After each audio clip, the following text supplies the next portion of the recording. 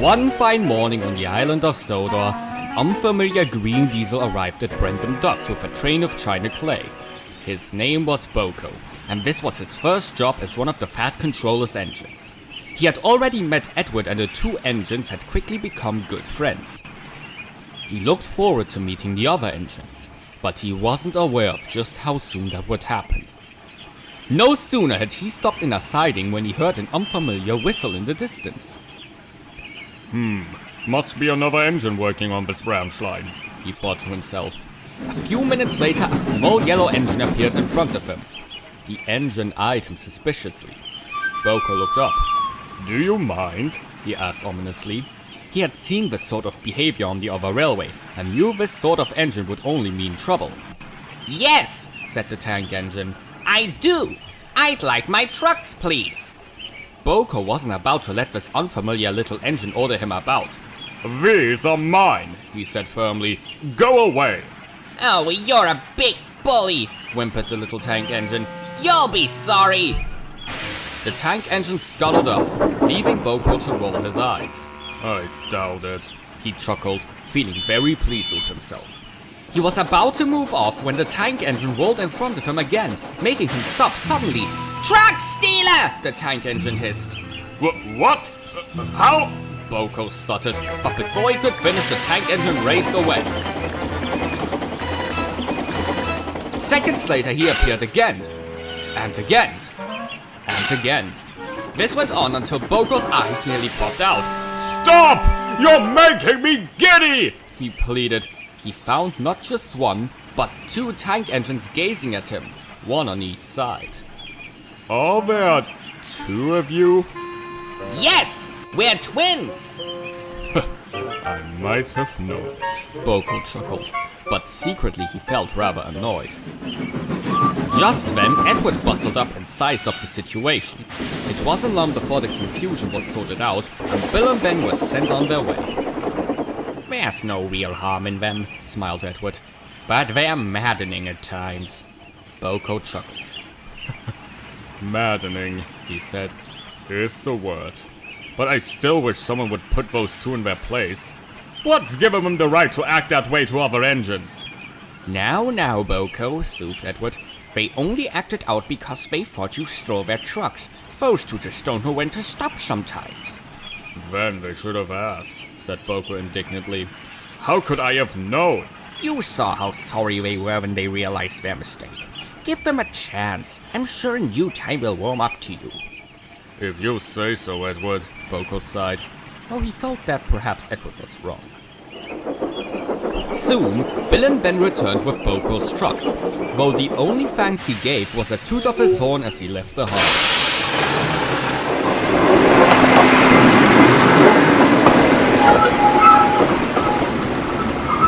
Later that day, Boko had been asked to pull the express after James had left the train behind. He was excited to do so, and managed to surprise Bill and Ben as he raced through Edward Station. They then thought it wise not to pull tricks on such a strong engine. However, they did end up pulling one on poor Gordon, as Boko saw one day as he pulled into the harbor. Boko, my dear engine! Gordon gasped desperately. Save me! Don't listen to him, Boko, Bill grinned. It's only a pile of old scrap. We'll shut him out of the way. Don't you worry, chuckled Ben. Boko scowled. Oh no, you won't. This is a useful engine. One who pulls the express every day. Leave him alone or else I won't give you this coal. Dad made the twins behave at once, though they still giggled quietly among themselves as they hurried away. Those little demons, Gordon said admiringly. How do you do it? Boko was quite flattered. Doc had previously said that Edward was the only one who could keep Bill and Ben in order. Oh well, he said modestly. It's just a knack. I can't believe they would do something like this. It's one thing to confuse me, but to fret to push another engine into the sea, that's disgraceful. I couldn't have put it better myself, agreed Gordon. Thank you, Boko, for saving my life. Neither Gordon nor Boko realized that the twins were only teasing, though Edward did. He scolded the twins severely when he heard about it, much to Boko's relief. However, he wasn't done. It serves you right for being so arrogant, Edward said sternly to Gordon. Gordon was furious, and Boko wasn't too happy either. How could you say that, Edward? Those demons nearly pushed Gorn into the sea! Boko exclaimed. They're certainly not demons, Boko. They'd never do something like that. You've been with Gorn too much. Boko, however, wasn't so sure. A few days later, Boko was waiting at Wellsworth with a passenger train. The Fat Controller had asked him to look after Edward's branch line while the old engine was being repaired following his exploit. He quite enjoyed the slower pace of his workload, as it was a nice change from the bustle of the main line. Just as Boko was about to leave, Bill and Ben arrived with a train of China clay for James's afternoon goods. Usually they would only deliver the trucks to Brendan, but since Edward was being repaired, their manager had agreed to let the twins make deliveries up to Wellsworth. When they saw Boko waiting at the platform, they couldn't help but laugh at the sight of such a large diesel engine pulling small branch line coaches. What do we have here, Bill? Ben snickered. What, Ben? An engine that's too lazy for the main line. Why else would he do such easy work? The twins laughed as Boko pulled out of the station, feeling very cross. Later that day, Boko was organizing his goods train in Wellsworth Yard. He was still waiting for Bill and Ben to bring their train of China clay before he could depart. Soon the twins arrived with their trucks. Look, Bill! It looks like Boko's taking us slow goods! Ben chuckled. Not happy with us stopping local, eh? He's even lazier when we fought! Bill laughed. And manager says we are just because we want to sleep 5 more minutes! The twins scoffed at their joke, but all Boko could do was seethe with fury. The twins coupled up their trucks to Boko's goods train, and the diesel went on his way towards Titmuth. They're getting worse and worse, Boko fumed angrily to himself. I thought I had them under control. It's high time someone taught them a lesson. But try as he might, he couldn't think of a plan to do it. Soon Boko reached Titmuth Station. He saw Gorn taking on water in a siding. Hello, Boko, my dear engine. Gorn smiled. Something seems to be allaying you today. Penny for your thoughts? It's Bill and Ben, Boko explained and told them everything.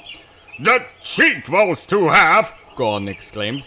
You'd think they'd have more respect for engines like us! And Edward seems content with letting them get away with it, Boko grumbled. It seems like we'll just have to do something about it ourselves. An excellent idea. What do you propose we do? Gorn asked inquisitively. That's just it. I'm not sure, Boko admitted. I'm not one to scheme, it seems. Gorn thought for a moment, before smirking. Never fear, my dear engine. I think I have an idea. He whispered his plan to Boko, who gasped once he was finished. Why, that's very clever! I wish I'd thought of it myself. No need to thank me, Boko. And trust me, it's worked before. You sure was rough and said we won't take their tricks any longer. Indeed. I'll do it tomorrow. The next afternoon, Boko was at Wellsworth waiting to depart with an important fast goods train for Vickerstown. The Fat Controller had asked Duck to handle the passenger trains until Boko returned. Why haven't you left, Boko?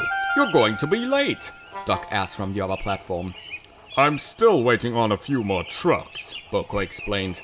Bill and Ben were supposed to bring up some China clay trucks to add to the train, but they were running late. This was just what Boko wanted. Now, the plan would go even more smoothly than he had hoped. By the time Bill and Ben arrived, it was nearly time for Boko to start. Where have you two been? Boko demanded, trying to hide a smile. Surely such hard-working engines like you would know how to keep to time. There was a faulty signal on the way here, Bill huffed. Oh? How am I supposed to trust you two? How do I know you're not just trying to trick me again, or possibly even purposely make my train late? What? We wouldn't do that! Ben protested. You can't just blame everything on us! Bill added. Boko rolled his eyes. Just get your trucks attached to my train or else I'll be really late, he ordered. So Bill and Ben grumpily ran around their train and shunted it behind the rest of Boko's trucks. But before they could be uncoupled, Boko started with a jolt. Hey! The twins cried. What's happening? Boko gave no reply and kept moving towards the open line, dragging Bill and Ben behind him. Stop! Stop! They shouted. Well, late enough as it is. Boko retorted. If we stop now, this important delivery will be later still. Duck, waiting for his guard's whistle, watched in horror as Boko started disappearing from sight. Boko, what are you doing? Stop! Stop! He called out, but it was no use. Boko had gone, and Bill and Ben with him. Out of fear that they would be held responsible for making the train late, the guard and the twins' drivers thought it would be best to keep their hands off the brake. Boko picked up speed down the main line, chuckling to himself as Bill and Ben continued pleading him to stop. The twins weren't used to such high speeds or long distances. Their wheels and axles were hurting them, and they were all out of breath, but they had to go on. Please, Boko! They pleaded in agony. Please stop! But Boko didn't answer. He just kept racing towards the other end of the line with the twins wailing behind. At last, after what seemed like ages, they arrived at Vickerstown. The twins were finally uncoupled, gasping for breath as they slunk away into a siding for a long drink. How's that for lazy? Boko chuckled. Have any more jokes for me? Neither Bill or Ben could say anything. Not just out of exhaustion, but also out of something the twins had never felt before. Fear. That's what I thought. Boko said firmly. If you torment me or anyone else again, you'll have me to answer to. Is that clear? The twins didn't reply, but Boko already knew what their answer was. With that, he went to collect his return train, leaving behind two very weary and scared tank engines. When he reached Titmuth, Boko was eager to tell Gorn about what had happened. It worked even better than I expected, Boko said proudly. I don't think those two will bother us anymore. I'm glad to hear it, chuckled Gorn. You were splendid, Boko. I'm glad that at least we could knock some sense into them. The two laughed, not noticing that a horrified Duck had overheard them. Later that night, Boko was backing into Worldsworth Sheds after a hard day of work, when the fat controller came up to him, and he didn't look happy. Boko! What's this I hear about you dragging Bill and Ben all the way to Vickerstown on your goods train? Boko gulped. Sir, I didn't want to do it, but they were running late. If we had uncoupled them, it would have made me later than ever. Boko, you and I both know that's not the truth. Do you really expect me to believe that you couldn't spare the few seconds it would take to uncouple Bill and Ben before you headed off? And from what I hear, you apparently did it deliberately, so you could knock some sense into them. Boko gasped. Sir! How did you... You and Gorn should be more careful about where you talk about your plans. Duck overheard you and told me at once. Boko sighed. I was just so tired of Bill and Ben and them making amends that I wanted to teach them a lesson. Edward didn't seem too interested in doing so. Rightfully so, said the fat controller sternly. I understand that sometimes Bill and Ben can get out of control, Boko. But you must understand that trying to get revenge is not the right thing to do. No matter how much of a nuisance they may be. Especially if it means dragging them all the way up to Vickerstown. You caused a lot of trouble pulling that stunt. Henry found the two rolling slowly along the main line and had to give them a push back down to Wellsworth. Not to mention the bad luck that the Claypits experienced. I had to have Doc work there in their absence and rearrange Douglas's duty so he could pull the passengers instead. You have no idea how much Doc's been worked off his wheels. Boko felt very embarrassed. I'm sorry, sir, he said meekly. I suppose I was so keen on carrying out the plan that I didn't stop to think about how it could affect the others. Gordon told me about the time he dragged Thomas behind the express, and he said Thomas never woke him up from his sleep again after that. I just thought it would work for me. Firstly, what Gordon didn't tell you is that he did get in trouble for pulling that trick on Thomas. He spent some time pulling goods trains because of it. Secondly, after the accident, Thomas was almost afraid of going near Gordon because he thought you would drag him away again. Even today, he hesitates to make fun of Gordon because he still thinks Gordon will try to drag him away if he gets the chance. It wouldn't surprise me if Bill and Ben felt the same way now towards you. Boko felt terrible. He now realized the consequences of what he did on the twins. I'm very sorry, sir. I'll go apologize to the twins right away in the morning. I should hope so, The Fat Controller said firmly. If you are to work on this branch line, I expect you to get along with them. In future, leave dealing with them to me. And with that, the Fat Controller left, leaving Boko with a lot to think about. The next morning, Boko had to take a goods train to Brandon. He hoped that the run would give him a chance to apologize to Bill and Ben. But when he arrived, he couldn't find the twins anywhere. That's odd, he said to himself. They should have been here by now. Then he saw the twins at the far end of the harbor at the back of a siding. Bill? Ben? Boko asked worriedly. Both looked at him in fear as they raced out of the harbor. Boko winced, but tried again. Bill! Ben! Still no response. I'm sorry! Both twins stopped and listened. I'm sorry I acted so harsh to you two. I should never have gotten so cross at you for just making quips at me.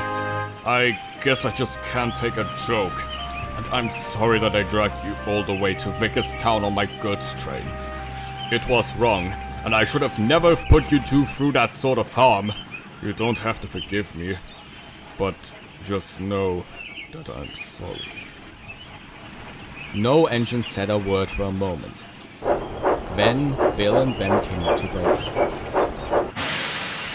Look, Ben, Bill said cautiously at first. who knew that Mr. Diesel here could actually show humility? I know, Bill, Ben added with more confidence. I never expected an engine so strong to come across as so weak. Maybe he was just so lazy that he had to wait until now to apologize. The twins laughed, and shortly Boko joined in. Soon all three engines were laughing like old friends, and in no time at all, they were all chatting away as if nothing had happened. When Edward returned from the works a week later, he was very cross with Boko and Gon when he heard about the incident, but delighted when Bill and Ben revealed that they had forgiven him and were now friends. Edward was quick to forgive Boko too, and welcomed him warmly as Boko joined him in running the Brandon branch. Boko sees Bill and Ben every day, and has grown fond of them. He doesn't take things quite so seriously anymore, and has learned to take the twins' teasing in his stride. Edward has taught him a great deal on how to properly manage them, and all four engines are now great friends. No matter how much he may be teased by Bill and Ben, Boko knows that he is very lucky to have